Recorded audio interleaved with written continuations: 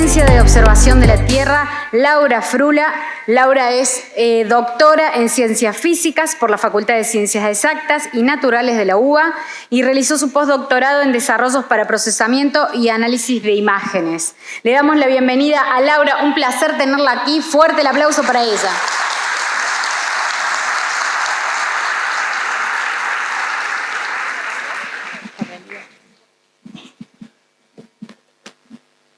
Bueno, buenos días a todos.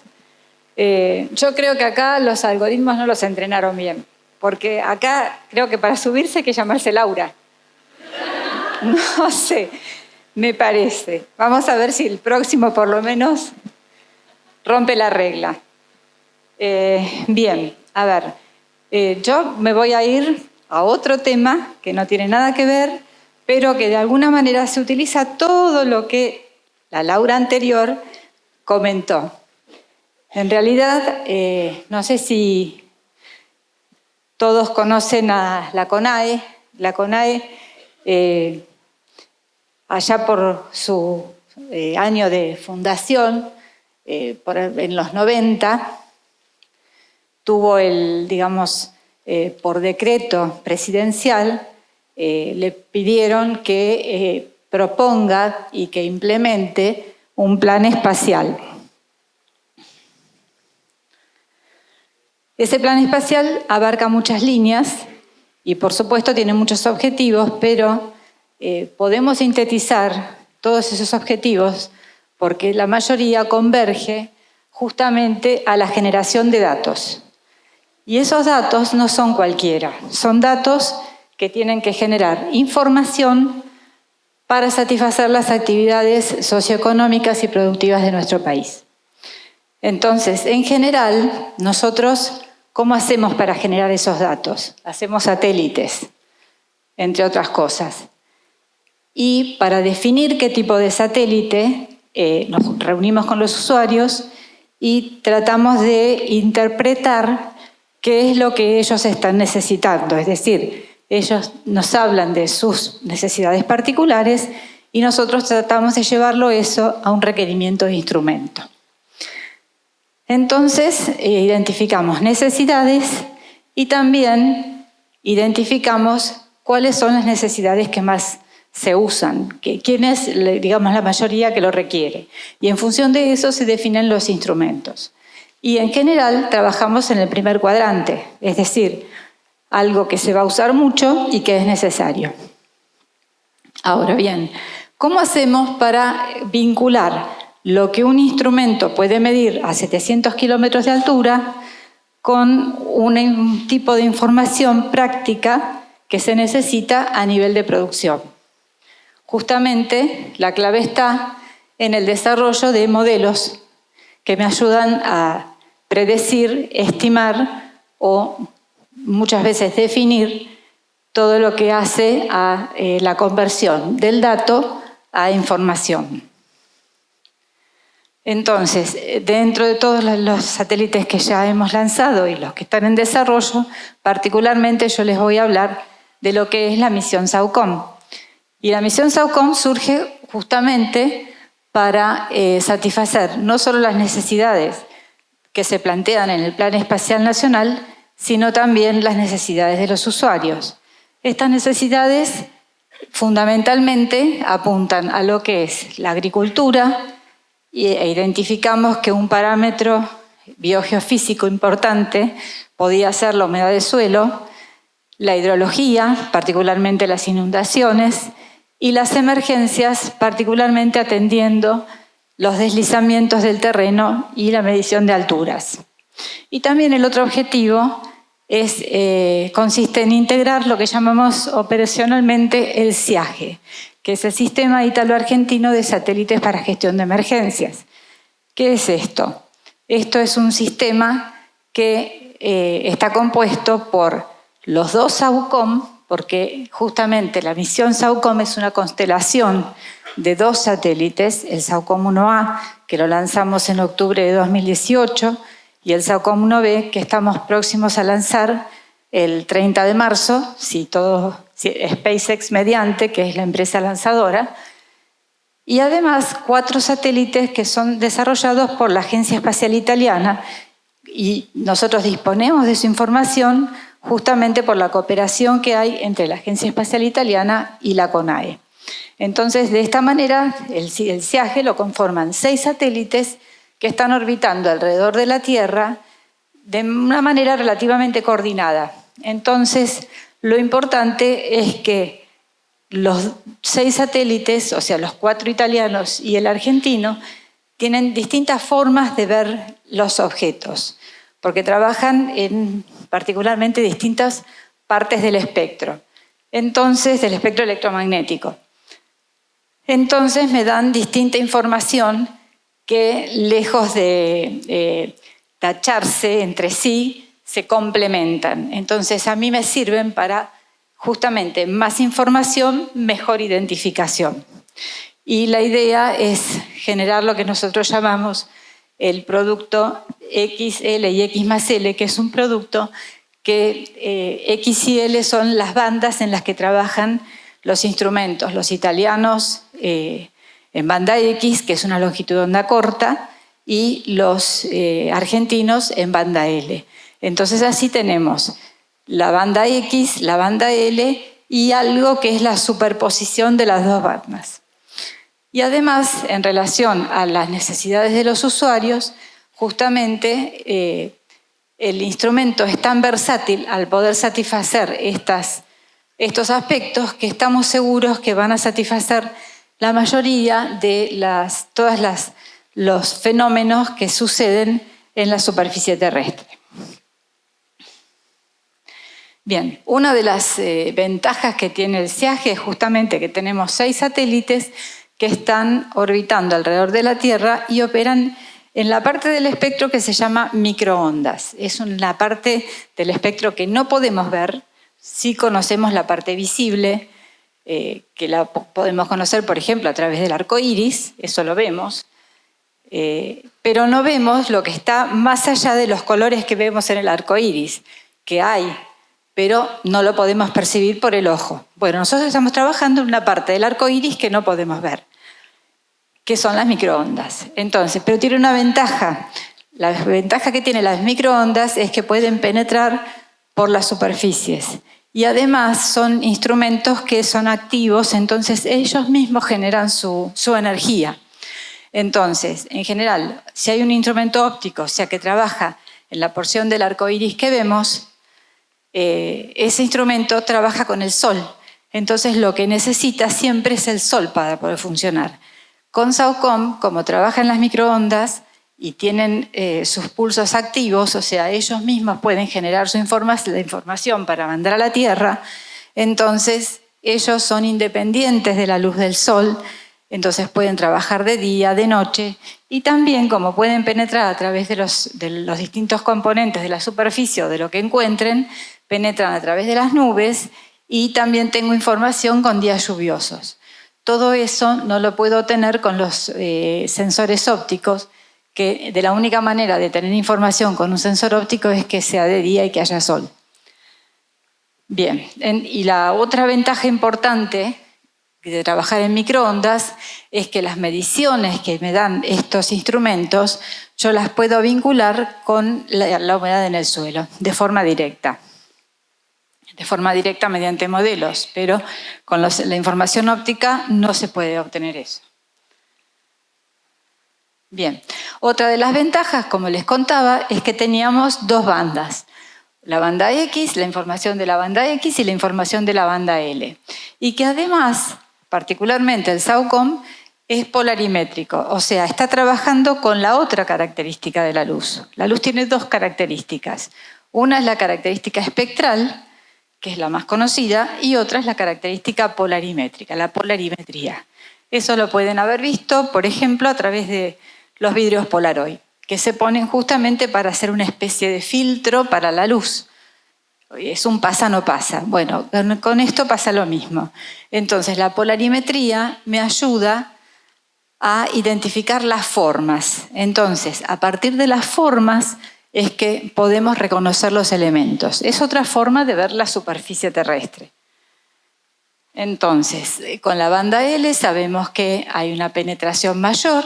Entonces, si tengo vegetación, por ejemplo, o árboles, pueden ir a través de las copas y darme la información de la base de los árboles.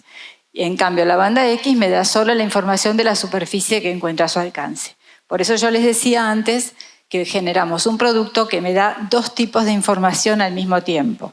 Y eso me suma información y me ayuda a identificar mejor. La longitud de onda es la que define la penetración del pulso. Y bueno, la penetración máxima la obtenemos, por ejemplo, en el desierto, donde no tengo nada en la superficie y donde no tengo un contenido de humedad en el suelo. Entonces, en ese caso, logro la penetración máxima, que la teoría me dice que puede penetrar 10 veces la longitud de onda. En el caso de SAOCOM son 23 centímetros de longitud de onda, entonces en el desierto puedo ir 2 metros por debajo de la superficie terrestre. Pero eso me pasa solo en el desierto.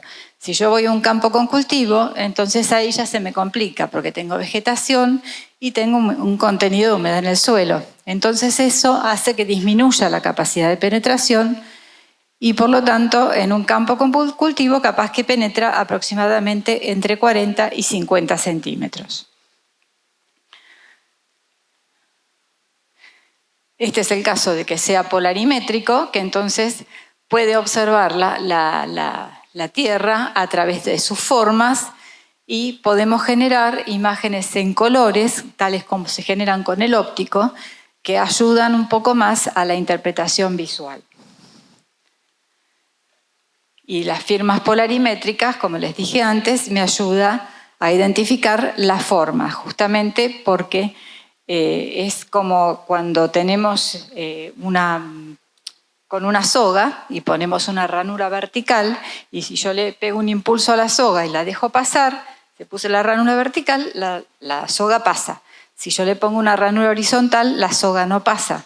Eso es lo mismo que le pasa al pulso y al objeto. Si el objeto tiene ciertas características, va a pasar todo lo que esté en la dirección vertical del objeto. Y lo que no, vuelve. Bien, entonces las características generales del sesgo, podemos decir que tenemos dos bandas, X y L, tenemos diferentes polarizaciones, en el caso de SAOCOM, tenemos imágenes del mismo lugar, casi adquiridas simultáneamente, porque hay un SAOCOM y un COSMO que están aproximadamente a 10 minutos de diferencia. Tenemos diferentes resoluciones espaciales, o sea, con qué capacidad puedo identificar los elementos en la Tierra, que varían de 1 a 100 metros, diferentes tamaños de coberturas, en un ancho que va de 10 a 350 kilómetros. En todas estas zonas se pueden identificar cosas.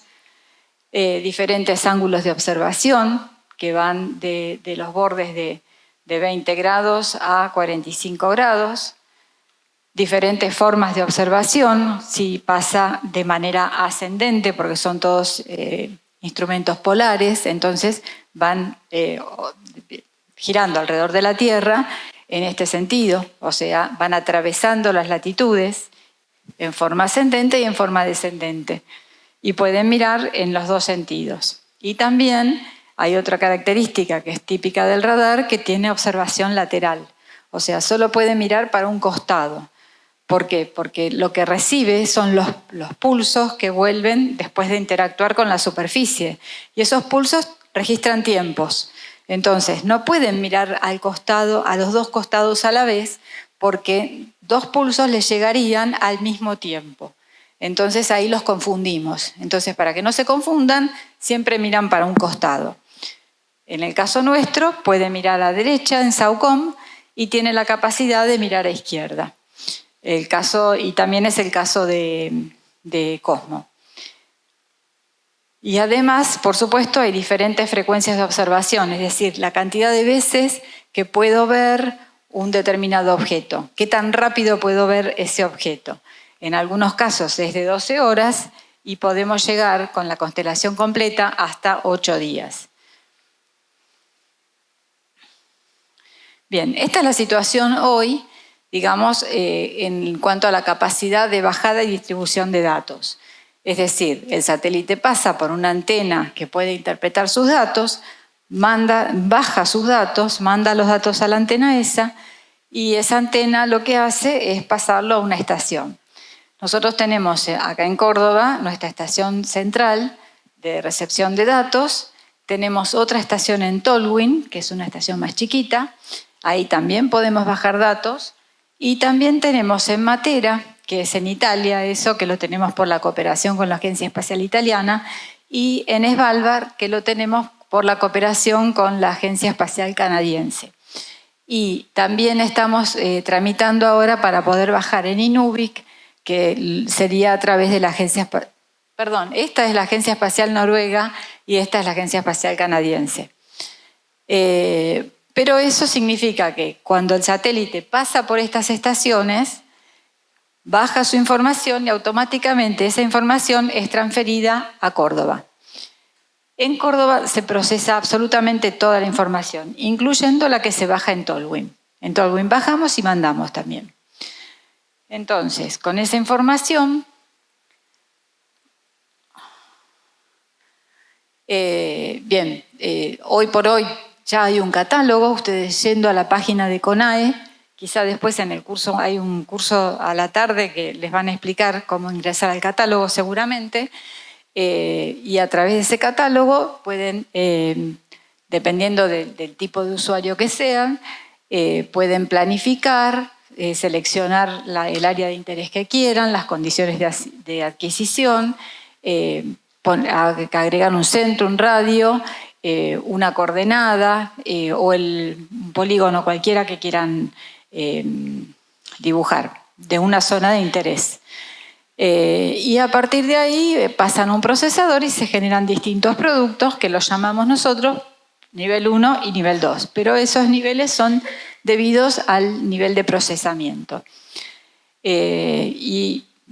Los productos más comunes que hay en la información de radar, que el que está familiarizado con el procesamiento de información de radar los conoce, es StripMap, Topsar Narrow, Topsar Wide y un modo circular que es muy útil para la vegetación, que circular o compacto.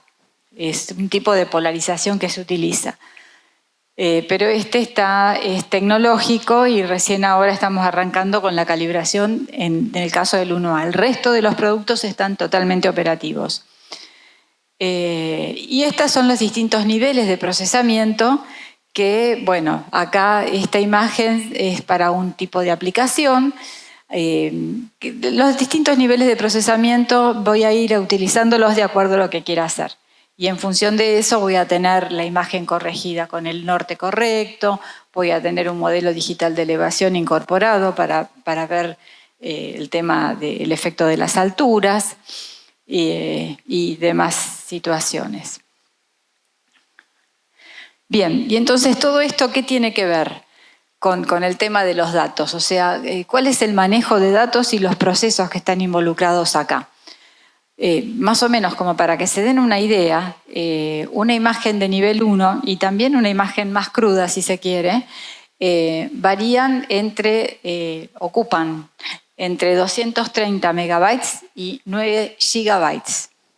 Piensen en el disco de una computadora, la capacidad que tiene, y bueno, imagínense por día, digamos, bajo ciertas hipótesis de escenario, considerando un cierto tipo de imagen, nosotros calculamos que el satélite puede tomar 225 imágenes por día por satélite.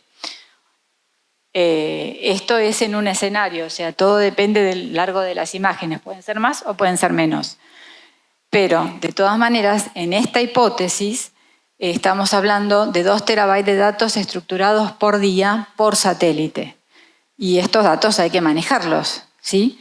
Estos datos, digamos, de alguna manera se bajan, hay que transferirlos, procesarlos, distribuirlos, tanto en la estación como ya los usuarios tienen que importarlos, interpretarlos y ordenarlos para después transformarlos, visualizar y modelar, retroalimentar estas cosas de alguna manera con un conocimiento Y también en esos conocimientos y en esa transformación de los datos y en esa modelación incluye conocimientos de programación y de análisis estadístico. Y además también tenemos que aprender a comunicarlos, para lo cual también hace falta un conocimiento particular. Y acá me está faltando, en función de lo que dijo la primera Laura, porque yo vendría a ser la tercera en la serie de charlas, quizá venderlos, aprender a venderlos, que no es cosa fácil. Porque uno que tiene un perfil más técnico está más vinculado con el procesamiento, con la computadora, digamos, con la aplicación, si se quiere. Pero cómo venderlo ya no es mi tema. O sea, es como que hay que incorporar cómo se venden los datos. Y es otra línea de conocimiento importante que hay que tener en cuenta para que nos contraten, como pidieron por ahí. Bien. Entonces, de alguna manera yo a partir de acá les voy a mostrar ejemplos de cómo trabajamos con estos datos, ya no desde mostrarles el algoritmo, sino de lo que saca el algoritmo, de la parte final, de lo que puedo hacer con estos datos. Entonces esto, por ejemplo, es el producto Siage, y es la zona de San Carlos de Bariloche, y acá podemos ver, esta es una imagen SAOCOM, podemos ver el trazado urbano, como difiere de la zona norte de la ciudad con la zona sur. Y también tenemos una imagen Cosmo SkyMed, que también se puede distinguir el trazado, ¿sí? Pero son similares estos dos tipos de imágenes, y entonces combinándolas nosotros tenemos este tipo de resultado, que es lo que sería el producto final, el X, el L, pero este es el X más L. ¿Y esto qué es? Esto no es la superposición de los datos, no es la superposición de lo que vieron antes. Es justamente la modelización de lo que vieron antes. Esto es un resultado que se obtiene aplicando, por ejemplo, redes neuronales. Entonces, ¿qué es lo que nos permite de alguna manera resaltar mejor lo que podemos ver? Y a partir de acá se puede aplicar cualquier otro algoritmo que quieran para identificar algo en particular, una clasificación, componentes principales, lo que ustedes quieran. Entonces, como les decía, se realza bastante el trazado entre el norte y el sur. Después tenemos los tonos verdosos, que son zonas con vegetación baja o poco densa, los violáceos, que son zonas con árboles, y tenemos una zona particular acá, que no sé si se alcanza a distinguir bien, pero se ve como un peine, que esta zona está justamente representando un plantado de árboles alineados. Bueno, este tipo de cosas es lo que a partir de esta imagen se pueden hacer un montón de cosas para identificar cosas que ustedes, digamos que ya el usuario final le interese. Y a partir de los productos de nivel 1 que yo les comenté, que nosotros generábamos productos de nivel 1 y productos de nivel 2, también nivel superior, entonces generamos por misión estos productos, que yo se los voy a comentar ahora. Uno es el mapa de humedad de suelo, que eso es un objetivo de misión, y lo vamos a generar de manera operativa, lo estamos generando ya, estamos en la etapa final de la validación del producto. Y otros son 2 productos de apoyo a la agricultura, que lo desarrollamos con soporte de INTA, y un producto de apoyo a la hidrología, que lo desarrollamos con soporte de INA. Hay un sistema que me ayuda a identificar alturas y desplazamientos en el terreno, y hay un sistema que me ayuda a estudios en oceanografía. Eso para empezar. O sea, la misión tiene esos productos de base. Este es el mapa de humedad de suelo que se obtiene con SAOCOM. Las manchas blancas son ciudades o cuerpos de agua que están enmascarados, porque no me interesaba ver en particular eso, sino que me interesaba ver el contenido del suelo en zonas cultivadas. Entonces, un poco como se decía antes, ¿no? Enmascaro lo que no me interesa, esa información la saco porque no la quiero. Me molesta y me provoca ruido a la otra para verla. Entonces, para resaltar la humedad en el suelo, enmascaro todo lo que no me sirve. Y lo importante de esto es que se pueden identificar las variaciones intralote. O sea, dentro de cada lote yo puedo identificar cómo varía la humedad del suelo. La resolución espacial de estos mapas puede ir desde 100 a 800 metros, dependiendo de la forma de observación del instrumento. Una de las aplicaciones que surge a partir de este mapa es justamente lo que desarrollamos con soporte de INTA y es lo que llamamos soporte para la siembra. Y a partir de este sistema, el usuario, ingresando distintos tipos de datos, por ejemplo, escenarios de rinde, coordenadas geográficas, la especie con la que esté trabajando, tipo maíz, trigo, girasol, soja, caña de azúcar, ahora estamos yendo con la caña de azúcar, tipo de semilla, periodo. Entonces, con todo eso, el sistema le arroja resultados que pueden ser reportes de texto, gráficos y análisis estadísticos, y que con eso obtienen un soporte para la decisión de la siembra, la fertilización, el riego. Me permite optimizar el uso de fertilizante. ¿Por qué? Porque por ahí me comentaron, porque yo soy física, de agronomía nada, pero hay agrónomos en el equipo, entonces ellos son los que nos ayudan con la parte esta que yo les comentaba antes, que hay que tener conocimiento también para hacer las interpretaciones. Bueno, los agrónomos nos ayudan y nos cuentan que para fertilizar es muy importante conocer el contenido de humedad en el suelo, porque dependiendo de eso conviene fertilizar o no. Entonces, para eso sirve el mapa de humedad del suelo, por ejemplo. Me sirve también para estimar el rinde y me sirve porque también estamos generando, y eso se está publicando en estos días en la página web, una estimación del perfil de humedad en el suelo. Es decir,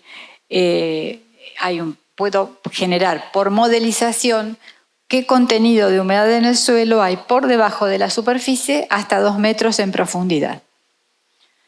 Y esto es importante porque a partir de esto podemos hacer una identificación de napas freáticas o del estado de la napa, por supuesto en el caso de napas que no son muy profundas, ¿sí? Porque acuérdense que, bueno, acá estamos modelizando hasta 2 metros y no más.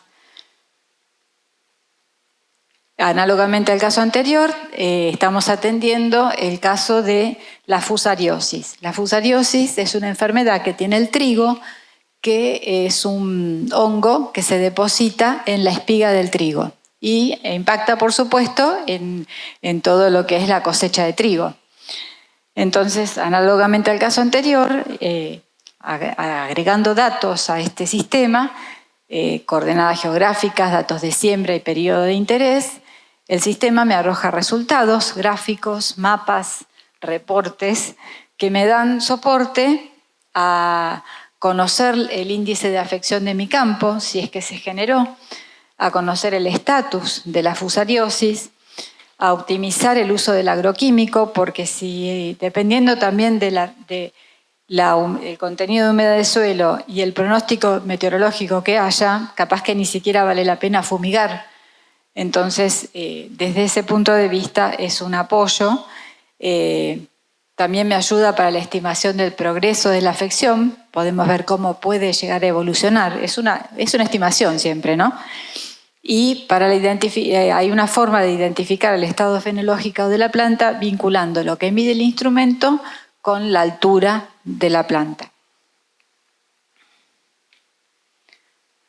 Bien, en el caso de la parte hidrológica, nosotros por ahora hemos trabajado con estas cuencas del Plata, la cuenca del Plata, Salado Norte, Gualeguay, Arrecifes, Luján, Matanza, Riachuelo y Areco, y también modelos, un modelo hidrológico correspondiente a cada cuenca que se lo entrena con datos meteorológicos y la información del mapa de humedad del suelo y genera pronósticos determinísticos, probabilísticos y una guía de crecidas, que hoy ya la estamos mandando con SAUCOM al Instituto Nacional del Agua.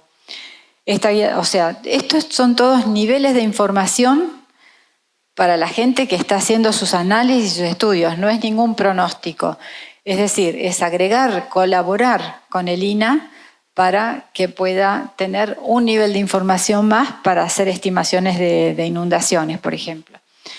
Esta guía de crecidas es interesante porque habla de la susceptibilidad que tienen los ríos respecto de un evento meteorológico particular. Es decir, si a mí desde el punto de vista meteorológico hay una predicción de una lluvia importante y tengo un nivel de agua importante, puede que esa región se inunde.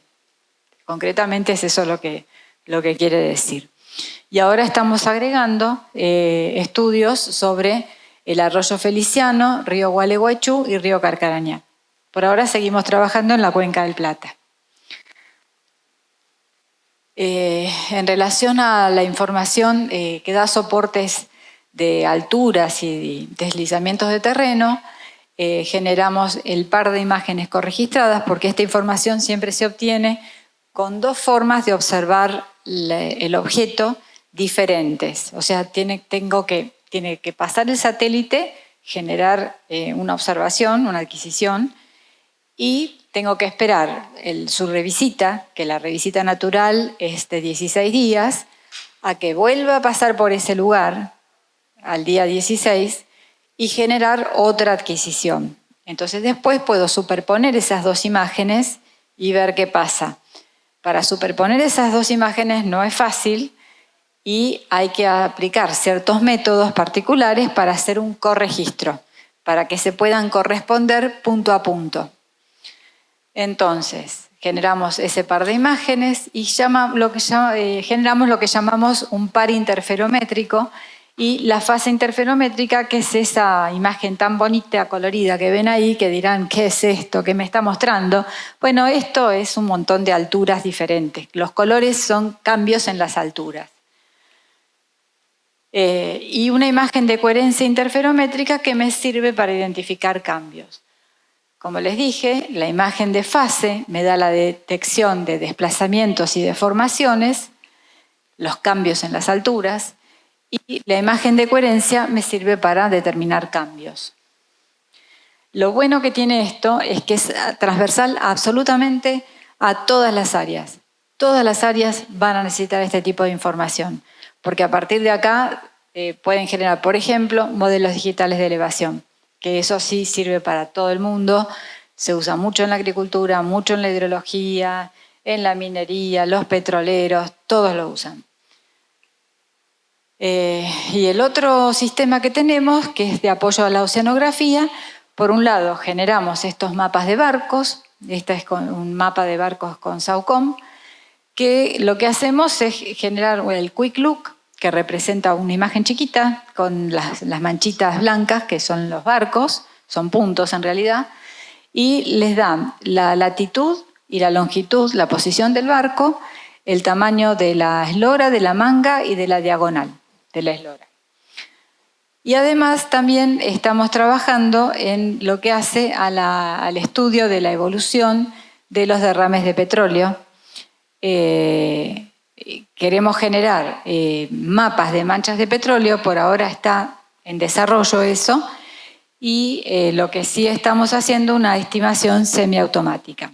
Y eso se está publicando para algunas zonas de riesgo de Argentina. Y también estamos trabajando en lo que es mapas de vientos en el mar.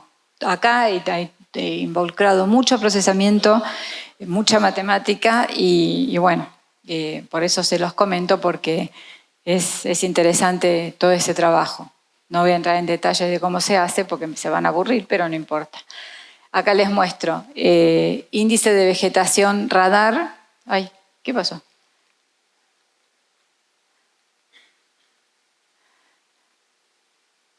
Es un producto de nivel superior que se genera a partir de los mapas de humedad de suelo también, y me habla del estado de salud de la vegetación. Es interesante. Este producto es interesante porque en general los agrónomos trabajan con lo que se conoce como índice de vegetación diferencial normalizado y se obtiene con información óptica. Y este producto viene un poco a complementar ese tipo de información porque como la otra se obtiene con información óptica, se pierde cuando el día está nublado o lluvioso. En cambio, como con radar no la perdemos, los días que no tengo NDVI de óptico, puedo complementarlo con esta información a toda la serie.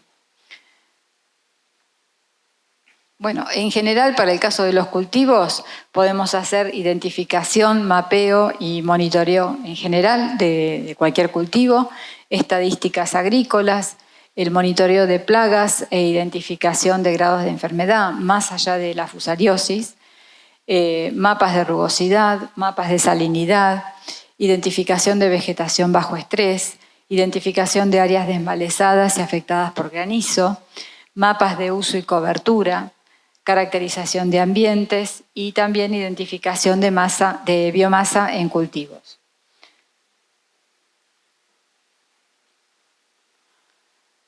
Otra cosa que podemos hacer son máscaras de agua, por ejemplo. Esta máscara fue obtenida con una imagen Cosmo SkyMed. Y esto es muy útil, por ejemplo, para el campo, para el caso de identificación de falta de piso. A veces en el campo, adentro del campo, no se ve que ahí está inundado y mandan las maquinarias y se les quedan adentro porque justamente está inundado y no se veía. Pero además, haciendo un estudio multitemporal de este tipo de máscaras, es posible sacar las líneas de máxima inundación y si se le agrega un modelo digital de elevación, podemos hacer una identificación de las cotas de inundación y una estimación de los volúmenes de agua que estuvieron involucrados. Y además, estas cosas, para el caso de cultivos, por ejemplo, sirven mucho para el cultivo de arroz, que es muy importante para que se mantenga siempre el cultivo con un cierto nivel del agua.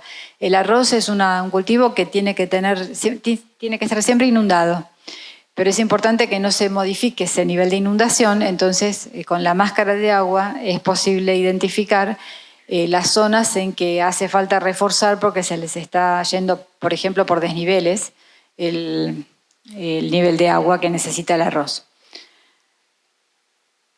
Otra cosa importante es los mapas de recurrencia de agua. Esto me habla del número de veces que una región estuvo ocupada por agua. Entonces, con esto podemos obtener información respecto de una determinada región que frecuentemente se inunda, por ejemplo. Y bueno, evitaré construir algo ahí.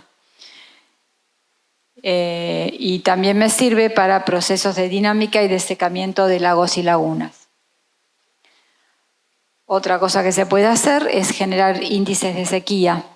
Esto me está diciendo el número, aquellos píxeles, me indica aquellos píxeles que tienen una humedad en el suelo que está por debajo del 15%. Entonces, realmente es un problema. Hemos colaborado con la provincia con este tipo de mapas, con la provincia de Córdoba. Nosotros normalmente estamos trabajando con este tipo de mapas que se generan con un satélite que se llama SMAP, que es de NASA, que tienen un píxel de 9 kilómetros de resolución espacial. Y con SAUCOM vamos a poder generar mapas equivalentes con 250 metros de resolución espacial. También podemos hacer el monitoreo de zonas que se incendiaron, y me sirve para justamente hacer no para ver el incendio, sino para delimitar la zona afectada y ver cómo esa zona se recupera. Y también podemos hacer la detección temprana de los incendios porque es posible evaluar la cobertura vegetal e identificar si el suelo está seco o si la cobertura vegetal está seca. También me sirve para actividades forestales, por ejemplo, en este caso, que podemos identificar, en un caso de bosques, dos tipos de talado, diferenciar los pinos del bosque nativo. y me permite generar mapas de áreas forestadas, ya sean naturales o implantadas, y también deforestadas. Y podemos identificar distintos tipos de árboles debido a las estructuras geométricas y por la rugosidad de la superficie con la que se encuentra, digamos, el pulso. También identificar, por supuesto, los niveles de humedad y hacer una estimación de la biomasa tanto húmeda como seca. Podemos hacer el monitoreo de esa deforestación y hacer la identificación de una zona, digamos, clandestina de una parte forestal. Y esto es lo que les comenté antes del modelo digital de elevación. Este modelo fue generado con una imagen Cosmo SkyMed de la zona de La Quiaca. Es una zona muy particular porque no tengo vegetación, entonces es más fácil para generar un modelo digital de elevación, más fácil en el sentido que no tiene problemas en la penetración. Y lo que veo, no tengo vegetación, entonces lo que veo realmente es la parte, digamos, de superficie. Y este modelo, por ejemplo, tiene 1 metro de error en la resolución espacial. Usos del modelo digital de elevación, curvas de nivel y perfiles altimétricos, podemos hacer mapas de pendientes, podemos hacer una visualización tridimensional del terreno, para modelos de recursos hidrológicos, para caracterización de zonas altas y bajas, asistencia en la planificación, ya sea para agricultura, urbanización, construcción de caminos. Podemos determinar el coeficiente de escorrentía, el modelado de erosión hídrica, el apoyo a la modelación y desarrollo de obras de ingenierías viales, hidroeléctricas, pluviales, urbanas, etcétera. Tiene muchas aplicaciones, mapas de escurrimiento y puntos de acumulación, entre otras. Esto es interesante también, el monitoreo de deformaciones. Con este monitoreo podemos hacer el monitoreo de subsidencias y solevamientos. La subsidencia es que se hunde, el solevamiento es que se eleva. Entonces, por un lado, podemos hacer detección de volcanes que estén prontos a erupcionar. Por esa característica, una respiración, por así decirle, característica del volcán. Entonces el volcán sube y baja y yo puedo identificar ese desplazamiento a través de este tipo de estudios. Laura, por sí, 3 minutitos más tenemos. Gracias. Dale. Sí, porque si me dejas hablar me tenés hablando todo el día. Bien, monitoreos de hundimiento del terreno en zonas de tránsito pesado y análisis de estabilidad de los suelos. Este es un estudio muy particular también que requiere mucha estadística. Cambios en la ciudad, por ejemplo, aparición de las mangas en el aeropuerto de Buenos Aires entre 2012 y 2014, estudios de glaciares, movimientos de desplazamiento de los glaciares, se pueden sacar los perfiles de las velocidades. También podemos hacer apoyo a la navegación, detectar dimensión, movimiento de los témpanos, hacer el recorrido de los barcos, también la cartografía de hielo, topografía, identificación de la concentración y edad de los hielos.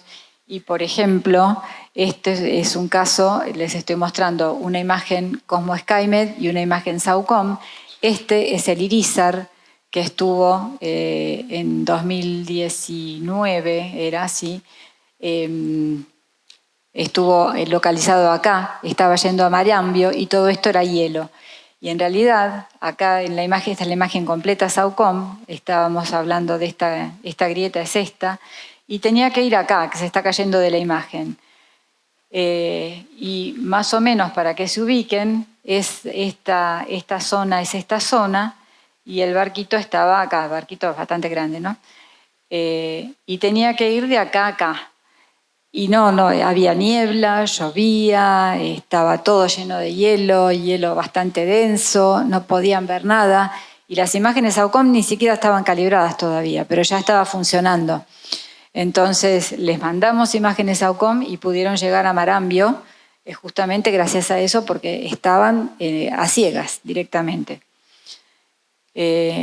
Bueno, también se pueden hacer máscaras de nieve, generar recurrencia de aparición de nieve, también útil para la gestión del agua y la predicción de escorrentía. Máscara de ciudades, estudios multitemporales de la ciudad, puedo ver cómo van evolucionando.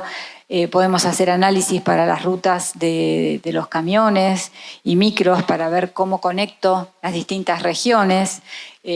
Análisis de la expansión de la ciudad y la densidad, detección de nuevos barrios, identificación del borde urbano-rural, identificar caminos de tierra y asfalto. Bueno, y acá termino porque me van a matar. Pero con esto les quiero mostrar lo que fue la despedida del SAUCOM 1B en Bariloche. Acá está el Antonov, es el cuarto avión más grande del mundo, que se llevó las 50 toneladas de carga. Cuando se iba, esto fue el 21 de febrero, cuando se lo llevaron a Estados Unidos, así que ya está esperando, ya están haciendo los estudios funcionales, está saliendo todo bien. Y está esperando su momento del lanzamiento. Y acá quedamos, creo. Sí. Bueno, le damos un gran aplauso a Laura.